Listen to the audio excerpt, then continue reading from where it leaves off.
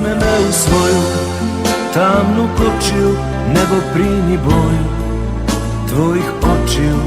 Znam taj put, to je prečica za bol.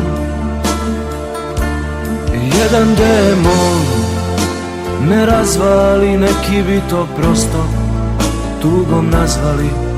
Nije to, šta je tuga za demon.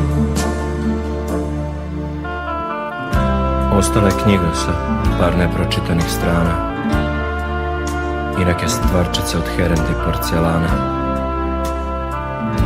Jedan pulover u kom si bila. I ostala je ploča Best of Ray Kuder i fina mala plava kutica za puder. I ja sam te ostao željom dok me bude, moja mila.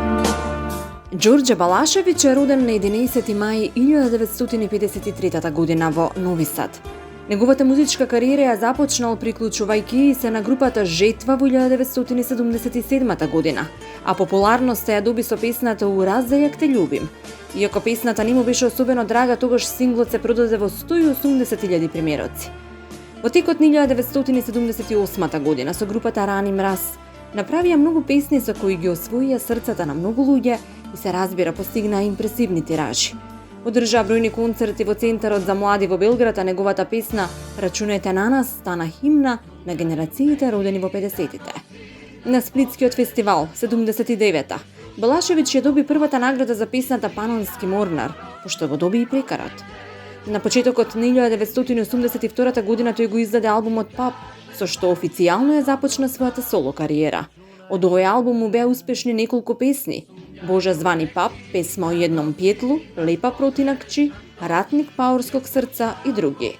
По долга пауза во 1996 година тој го издаде албумот "Напоследку". Албумот "Дневник старог момка" го објави на крајот на 2001-та. Замислен како исповед на старо момче, се состои од 12 песни со женски имиња. Првите букви од имињата на песните се дел од "Олја е најдобра", посветено на неговата сопруга Оливера. Балашевиќ тогаш изјави дека неговиот живот добил смисла кога ја запознал неговата сопруга Оливера, со која беше во брак повеќе од 3 децении. Круна на нивната љубов се децата Јелена, Јована и Алекса. И покрај сите успеси, Ѓорѓе долго време бил без поддршката на неговите родители. Како и за се друго, и за музиката, моите родители имаа јасен став. Тие сметаа дека музиката се учи од рана возраст. Прво 7 години пијано, а потоа пеење. Дури и многу години подоцна, кога веќе имав неколку златни плочи, татко ми тврдеше дека тамбурата не е вистинскиот начин за заработка за живот. Моите родители не беа на ниту еден мој концерт и до денес имам 2 празни места за нив, откри во едно свој интервју Балашевиќ.